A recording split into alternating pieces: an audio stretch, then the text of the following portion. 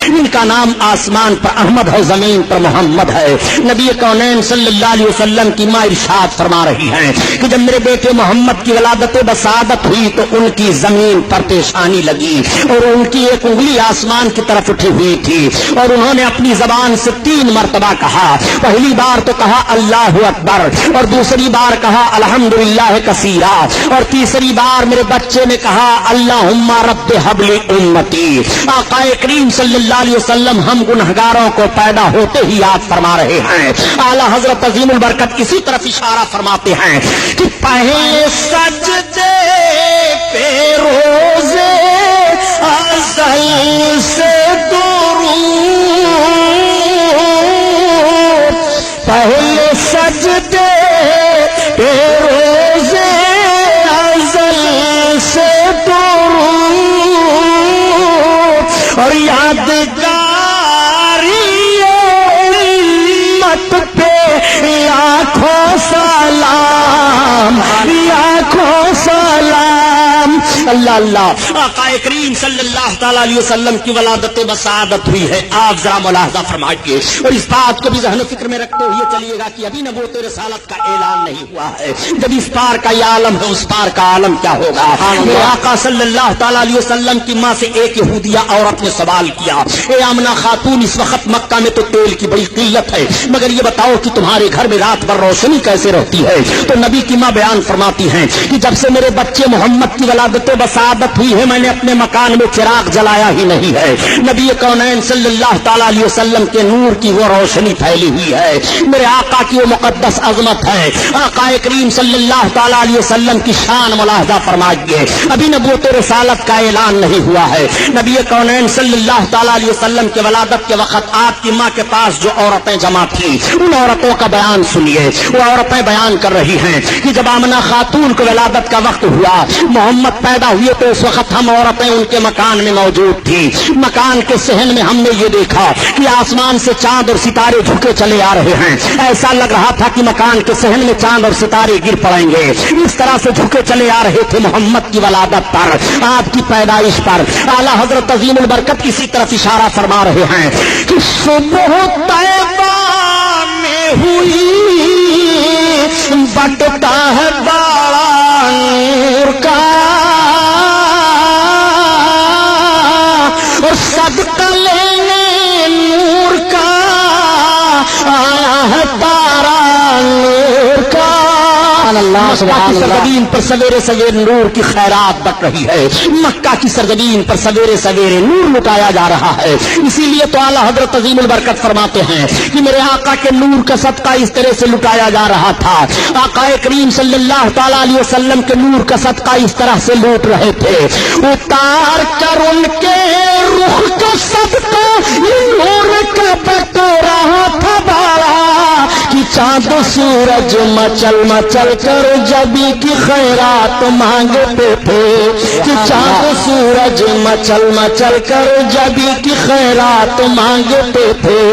آقا کریم صلی اللہ تعالی علیہ وسلم کی ولادت و بسعادت ہوئی ہے، میرے آقا اس دنیا میں تشریف لائے ہیں، آقا کریم کے نور کا صدقہ کس نے نہیں لیا؟ چاند ستارے نے نور کا صدقہ لیا، سورج نے نور کا صدقہ لیا، نبی پیدا ہوئے ہیں۔ آقا کریم اپنی ماں کی گود میں ہیں، تمام عورتیں زیارت کرنے کے لیے آ رہی ہیں اور عرض کرتی ہیں اے آمنہ خاتون تمہیں مبارک ہو، تمہاری گود میں جو بچہ آیا ہے تو ختنہ شدہ پیدا ہوئے ہیں، ان کے ختنہ کی ضرورت ہی نہیں ہے۔ میرے آقا صلی اللہ علیہ وسلم کے حسن کی زیارت تمام قبیلے کے لوگ کر رہے ہیں، پورے مکہ کے گھر گھر میں سرکار کی ولادت کی خبر پھیل گئی ہے، ساری عورتیں سارے مرد دیکھنے کے لیے آ رہے ہیں۔ حضرت آمنہ خاتون کا گھر زیارت گاہ بنا ہوا ہے، ایسی بھیڑ ہو رہی ہے کہ دیکھنے کے بعد سارے لوگ یہی بیان دے رہے ہیں کہ اتنا عظیم الشان بچہ مکہ کی سرزمین پر کسی قبیلہ میں کسی خاندان میں پیدا نہیں ہوا۔ میرے آقا کے حسن کا تذکرہ ہو رہا ہے، ولادت کے وقت جو باتیں باتیں ظاہر ہوئی اس کا ذکر ہو رہا ہے۔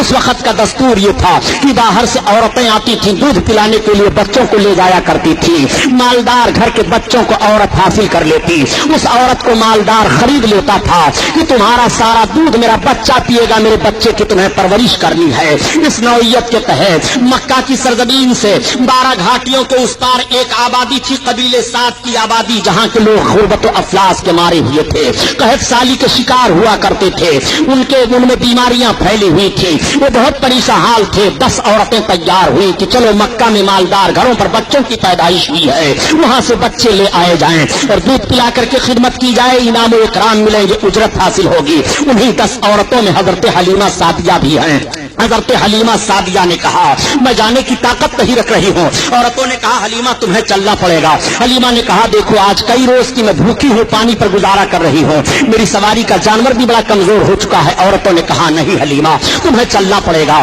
حضرت حلیمہ کو بھی عورتوں نے تیار کر لیا، اب حلیمہ سے سواری پر سوار ہو کر کے چلی ہیں، مگر قافلہ کی عورتوں کی سواریاں طاقتور تھی، وہ آگے نکل جاتی ہیں، حلیمہ کی سواری پیچھے رہ جاتی ہے۔ راستے میں 7 جگہوں پر حلیمہ کی سواری کمزوری کی بنیاد پر بیٹھ جاتی ہے۔ تمام عورتیں تو مکہ میں پہنچ کر کے مالدار گھروں پر جا کر کے بچوں کو حاصل کر لیتی ہیں، مگر حلیمہ دیر میں پہنچی۔ حلیمہ جب پہنچنے کے بعد ایک دو گھروں کا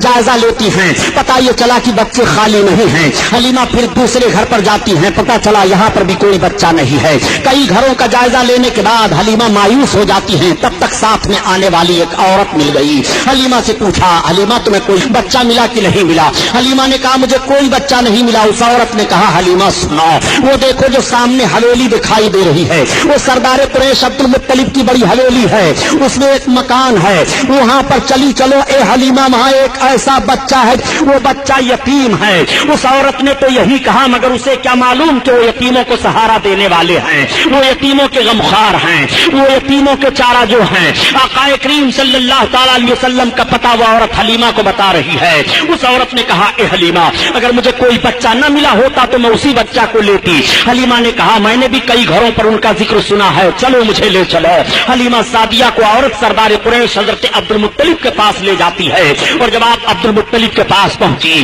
اور اپنا مدعا بیان کرتی ہیں تو حضرت عبد المطلب نے حضرت حلیمہ کو حضرت آمنہ خاتون کے پاس پہنچا دیا۔ اب آپ حضرت آمنہ خاتون کے پاس پہنچ کر اپنے انداز سے سلام عرض کرتی ہیں اور عرض کرتی ہیں اے بہن آمنہ خاتون، میں نے سنا ہے کہ آپ کی گود میں بڑے حسین و جمیل ہیں، آئے ہوئے ہیں، میں ان کی خدمت کے لیے تیار ہوں۔ میں قبیلے سعد کی غریب عورت ہوں، مفلس و قلاش ہوں، میں اس لیے آئی ہوں تاکہ آپ کے بچے کی خدمت کروں، ہمیں مناسب اجرت مل جائے۔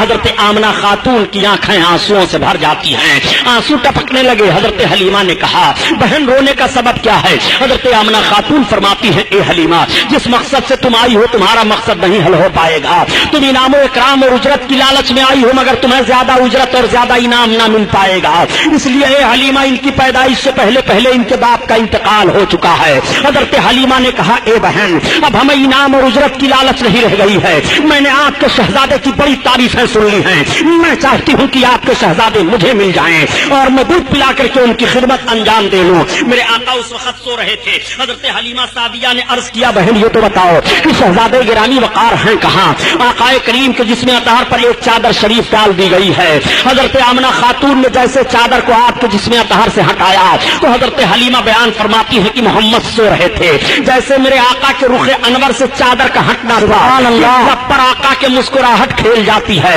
سوتا ہوا بچہ مسکرانے لگے تو کتنا اچھا لگتا ہے، اور یہ تو کائنات کے داتا ہیں مسکرا رہے ہیں، نبی کونین ہیں مسکرا رہے ہیں، رحمت للعالمین ہیں مسکرا رہے ہیں، بشیر و نذیر ہیں مسکرا رہے ہیں، غریبوں کی غربت دور فرمانے والے ہیں مسکرا رہے ہیں۔ حضرت حلیمہ فرماتی ہے کہ محمد کے لب پر مسکراہٹ کھیل گئی، میں نے دوڑ کر کے ان کو اٹھا لیا اور ان کے رخسار نبوت کا بوسہ لیا۔ اعلیٰ حضرت عظیم البرکت اسی لیے بیان فرماتے ہیں پتلی گولے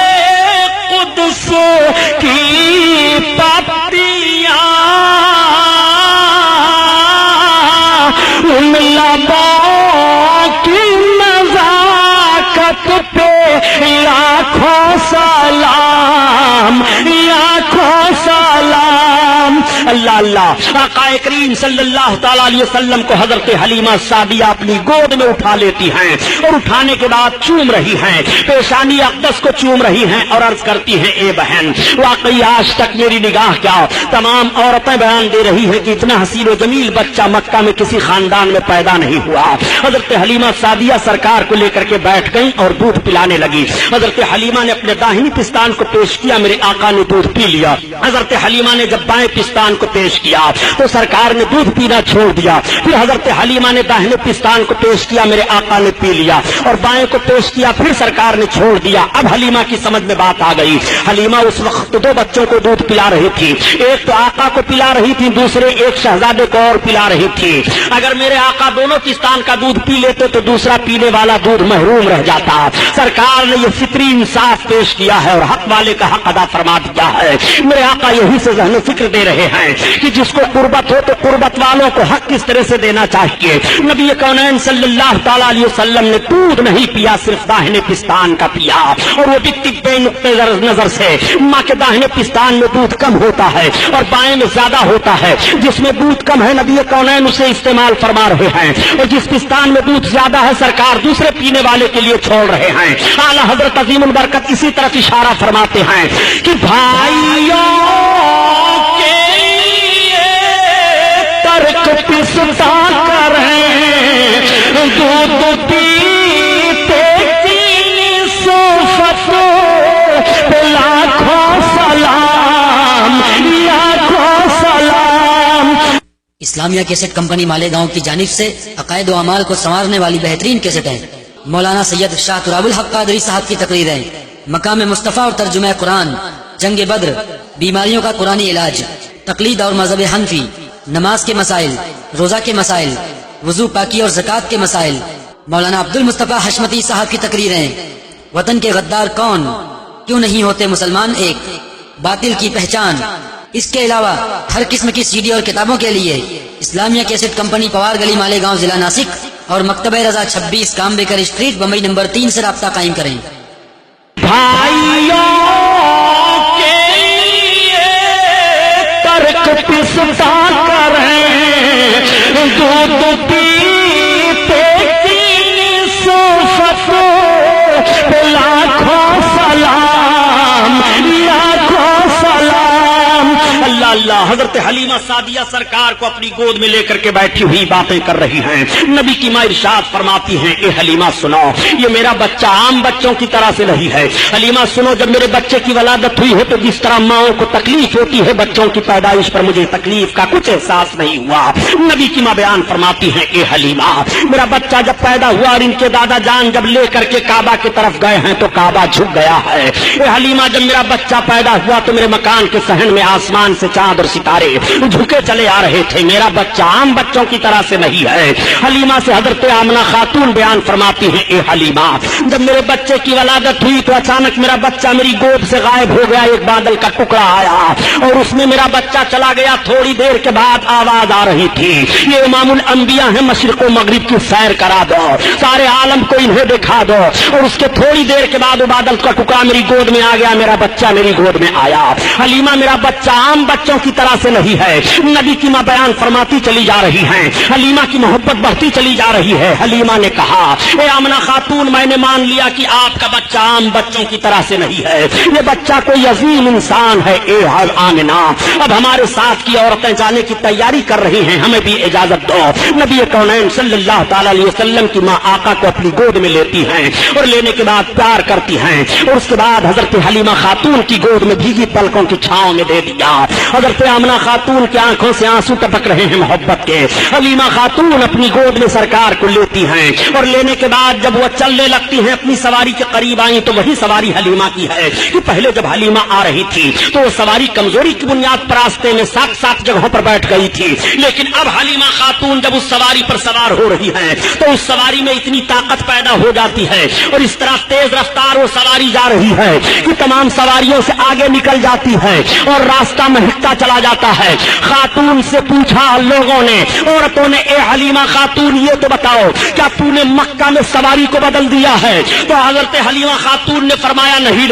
میں نے سواری نہیں بدلی ہے، البتہ سوار بدل گیا ہے۔ یہ سردار قریش عبد المطلب کے پوتے محمد ابن عبداللہ کے چلنے کی برکت ہے۔ اور یہ حلیمہ خاتون یہ راستہ کیوں مہک رہا ہے؟ تو حضرت حلیمہ فرماتی ہیں کہ انہی کے چلنے کی وجہ سے راستہ مہک رہا ہے، میں نے مکہ میں کوئی خوشبو نہیں خریدی ہے۔ اعلیٰ حضرت عظیم البرکت اسی طرف اشارہ فرما رہے ہیں کہ ان کی مہک نے دل کے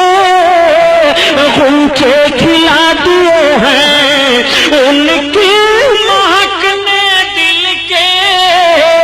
غنچے کھلا دیے ہیں، جس راہ چل گئے ہیں کوچے بسا دیے ہیں، کوچے بسا دیے ہیں۔ حضرت حلیمہ سعدیہ سرکار کو لے کر کے چل رہی ہیں اور 12 پہاڑیوں کو گزر کر کے حضرت حلیمہ سعدیہ اپنی آبادی کے قریب پہنچ رہی ہیں، مگر ان 12 پہاڑیوں کا بھی نقشہ ملاحظہ فرمائیے۔ حضرت حلیمہ سعدیہ جس پہاڑی سے بھی گزر رہی ہیں، اگر پہاڑ کے اوپر کوئی سوکھا درخت ہے تو ہرا ہو جاتا ہے، اگر پہاڑیوں کے درمیان ان جھاڑیوں میں جانور چر چگ رہے ہیں تو حلیمہ کی سواری دیکھنے کے بعد وہ سارے جانور سامنے سے ہٹ جایا کرتے تھے اور حلیمہ کی سواری کو دیکھا کرتے تھے، گویا وہ جانور بھی سمجھ رہے ہیں کہ نبی کونین جا رہے ہیں، ان کی زیارت کر لو، رحمت للعالمین جا رہے ہیں، ان کی زیارت کر لو، آقا کریم سوار ہو کر کے جا رہے ہیں، آگے سے ہٹ جاؤ۔ آقا کریم صلی اللہ تعالی علیہ وسلم کو لے کر کے جب حضرت حلیمہ سعدیہ اپنی آبادی میں پہنچی ہیں تو ان کی پوری آبادی مہکنے لگی ہے۔ آبادی کے لوگ قحط سالی کے شکار ہو گئے تھے، مگر بارش ہو جاتی ہے اور پوری آبادی پانی سے سیراب ہو جاتی ہے، تمام درخت لہلہانے لگتے ہیں اور تمام درختوں میں پھل آ جاتے ہیں۔ حضرت حلیمہ خاتون اپنے شوہر سے کہتی ہیں کہ جانوروں کا دودھ نکالو، اور جب وہ جانوروں کا دودھ نکالتے ہیں تو سارے جانوروں کے تھن خشک ہو گئے تھے، مگر سارے جانوروں کے تھن دودھ سے بھرے ہوئے ہیں۔ وہ دودھ نکالتے ہیں تو ان کے گھر کا سارا برتن دودھ سے بھر جاتا ہے۔ لوگوں نے پوچھا اے حلیمہ یہ تیرے جانور اتنا دودھ کیسے دے رہے ہیں؟ تو حلیمہ نے کہا میرے ہی جانور نہیں بلکہ آبادی کے سارے جانوروں کو دیکھو، اب سارے لوگ دیکھ رہے ہیں تو سارے جانوروں کے تھن دودھ سے بھرے ہوئے ہیں۔ حلیمہ نے کہا یہ سردار قریش عبد المطلب کے پوتے محمد بن عبداللہ کے آنے کی برکت ہے، اب سارے لوگ سرکار کی زیارت کر رہے ہیں اور کہہ رہے ہیں اے حلیمہ آج تک ہماری آبادی میں اتنا عظیم الشان بچہ نہیں آیا، اتنا حسین و جمیل بچہ نہیں آیا، اتنا خوبصورت بچہ نہیں آیا، حلیمہ تم بہت برکت والا بچہ لے کر کے آئی ہو۔ سارے لوگ حلیمہ کو مبارکباد پیش کر رہے ہیں اور کہہ رہے ہیں اے حلیمہ واقعی تو مبارکباد کے لائق ہے کہ سردار قریش کا یہ پوتا تو لے کر کے آئی ہے، واقعی ان جیسا حسین و جمیل ہماری نگاہوں نے آج تک نہیں دیکھا، انہی کے آنے کی وجہ سے بارش ہوئی ہے، انہی کے آنے کی وجہ سے ہماری آبادی مہک رہی ہے، انہی کے آنے کی وجہ سے جانوروں کے تھن دودھ سے بھر گئے ہیں۔ حضرت حلیمہ سعدیہ جب سے سرکار کو لے کر کے اپنی آبادی میں پہنچی ہیں، اس آبادی کے جانوروں کو بڑے بڑے شیر چیتے جانوروں کو اٹھا لے جاتے تھے، لیکن اب آج کی تاریخ سے کوئی جانور کسی جانور کو نہیں ستا رہا ہے، بلکہ دیکھا جا رہا ہے کہ شیر اور بکری ایک درخت کے نیچے پائے جا رہے ہیں، نہ تو بکری شیر کے خوف سے بھاگ رہی ہے اور نہ تو شیر بکری پر حملہ کر رہا ہے۔ آقا کریم صلی اللہ علیہ وسلم کی عظمت ملاحظہ فرماتے چلیے۔ حلیمہ سعدیہ کا گھر بھیڑ لگ گئی ہے، سارے لوگ دیکھنے کے لیے آ رہے ہیں اور کہہ رہے ہیں اے حلیمہ آج تک ہماری نگاہ نے اتنا خوبصورت بچہ نہیں دیکھا، اور اپنے گودوں میں بچوں کو لاتی اور کہتی ہے حلیمہ ان کا ہاتھ میرے بچے کے سر پر رکھ دو۔ تو حضرت حلیمہ خاتون آقا کریم صلی اللہ علیہ وسلم کا دست نبوت ان بچوں کے سر پر رکھ دیا کرتی تھی۔ میرے آقا صلی اللہ تعالی علیہ وسلم کے پاس جو بچہ لایا جاتا وہ نظر بد کا کبھی شکار نہیں ہوتا تھا، سارے بچوں کی بیماریاں دور ہو گئیں، اور اپنے پیالوں میں پانی بھر بھر کر کے لاتی اور کہتی اے حلیمہ تو برکت والا جو بچہ لے کر کے آئی ہے ان کا ہاتھ اس پانی میں پیالے کے ڈال دے۔ حضرت حلیمہ سعدیہ سرکار کے دستے مبارک کو اس پانی میں پیالے کے ڈال دیا کرتی تھی، لوگ لے جاتے اور اس پیالے کے پانی کو پلاتے بیماروں کو تو بیمار اچھے ہو جایا کرتے تھے، اور جانوروں پر چھڑکتے تو جانوروں کے دودھ زیادہ ہو جایا کرتے تھے۔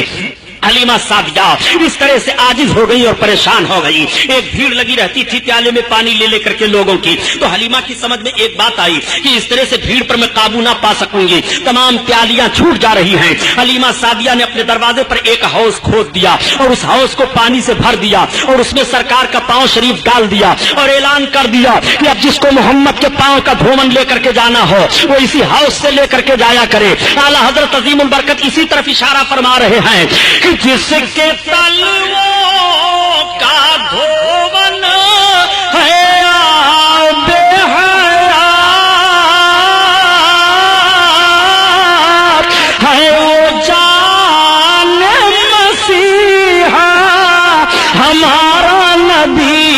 ہمارا نبی ہے او جان مسیحا، ہمارا نبی، ہمارا نبی۔ اللہ اللہ، نعرہ تکبیر، نعرہ رسالت۔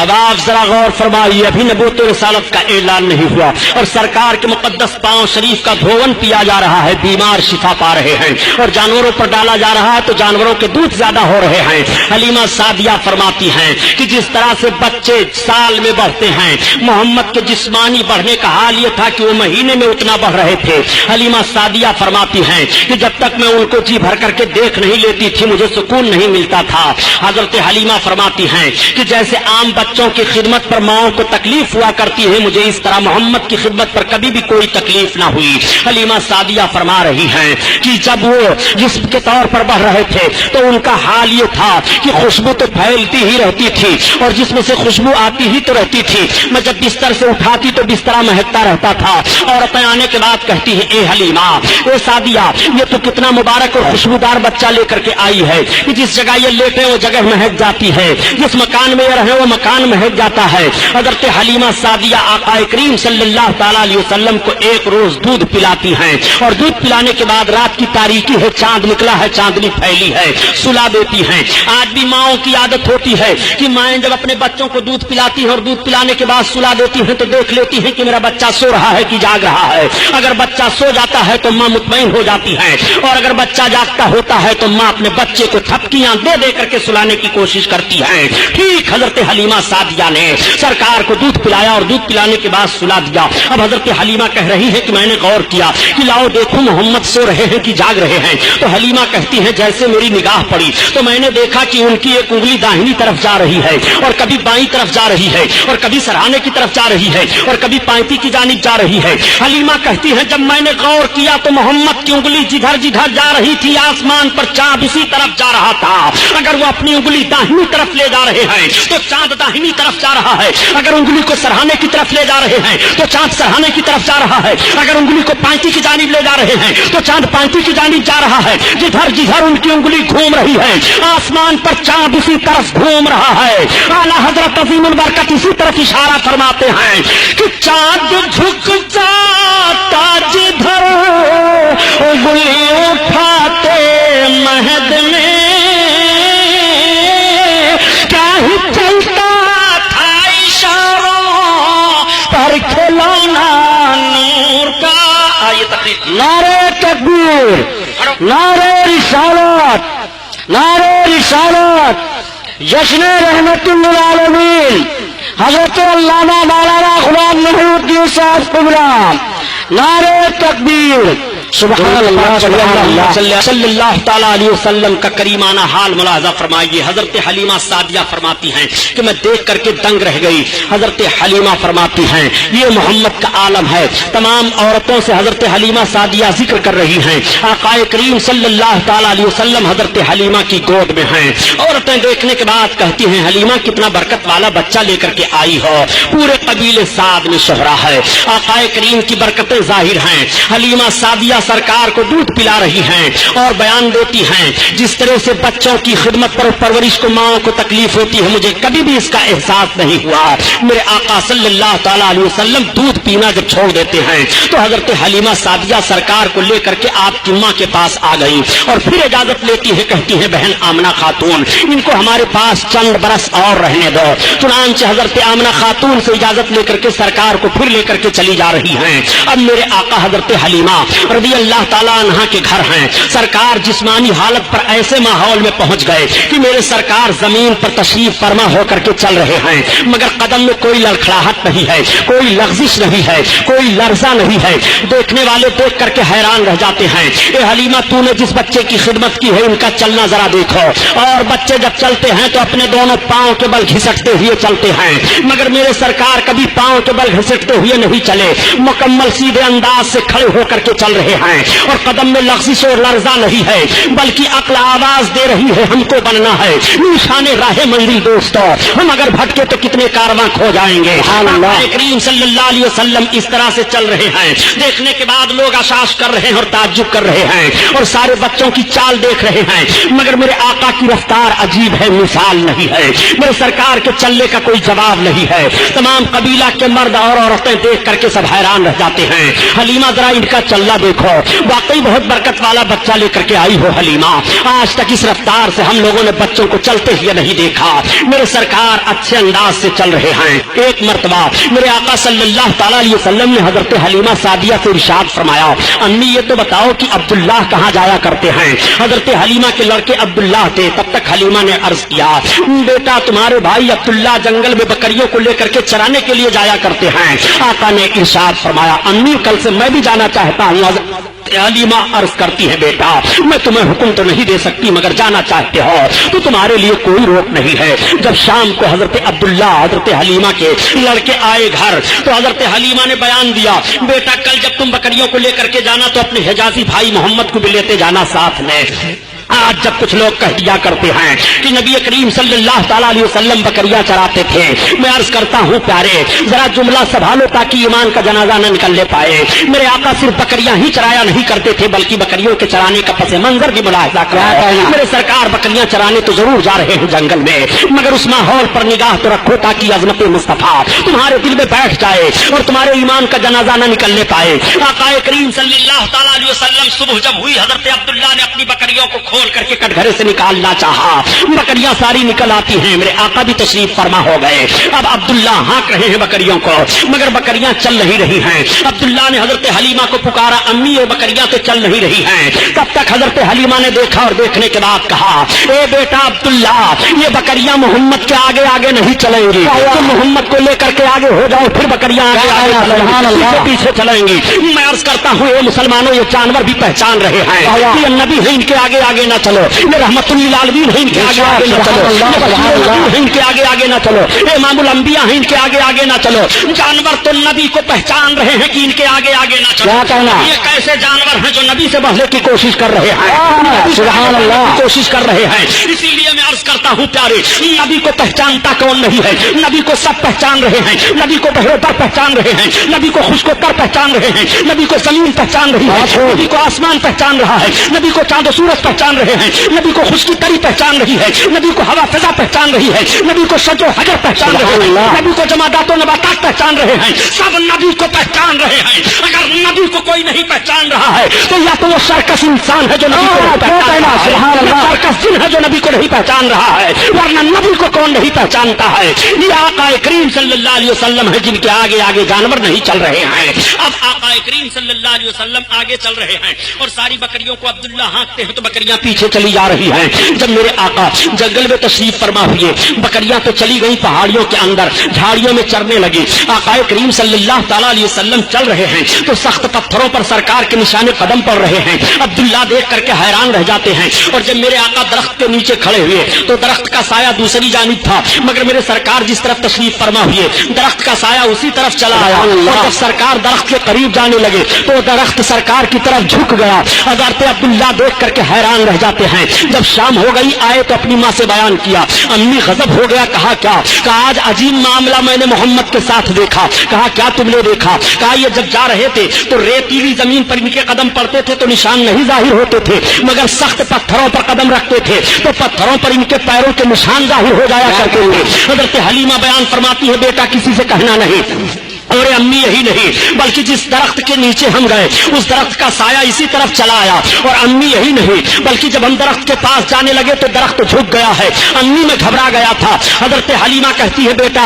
تمہیں گھبرانے کی ضرورت نہیں ہے محمد سے اس طرح سے بہت ساری باتیں کو دیکھنے کی ملی ہیں یہ بہت عظیم انسان ہیں یہ بہت برکت والے ہیں آج پھر میرے سرکار جنگل میں تشریف لے گئے اب جب میرے آقا جنگل میں تشریف لے گئے پہاڑیوں کے درمیان تو پہاڑیوں کے اندر جتنے چرند پرند تھے وہ سب کے سب اڑ اڑ کر کے آ کر کے اسی درخت پر بیٹھ گئے اور منڈلانے لگے، گویا سرکار کی زیارت کر رہے ہیں۔ تمام جانور جنگل سے نکل آئے اور وہ سرکار کی طرف دیکھ رہے ہیں، اور دیکھنے کے بعد اپنی پیشانی کو زمین پر رکھ رہے ہیں، اور رکھنے کے بعد وہ جنگل کی طرف چلے جا رہے ہیں۔ آقا صلی اللہ علیہ وسلم گھر کی طرف تشریف لا رہے ہیں تو سارے بکریاں چلی آ رہی ہیں، بکریوں کو ہانکنے کی ضرورت نہیں پڑ رہی ہے۔ حضرت حلیمہ کی بکریاں کٹگھرے میں پہنچ جاتی ہیں، کوئی ایک بکری بھی ضائع نہیں ہوتی ہے، اور پورے خاندان میں، پوری آبادی میں جب سے میرے آقا تشریف لے گئے تھے، کسی بکری کو کوئی جانور کسی دن نقصان نہیں پہنچایا تھا۔ موسمی بخار میرے سرکار کو ہو گیا۔ جب یہ باتیں بیان کی جاتی ہیں تو مخالف گروپ کے لوگ کبھی کہہ دیا کرتے ہیں کہ نبی کی فضیلت میں یہ حدیث شریف تو ضعیف ہے،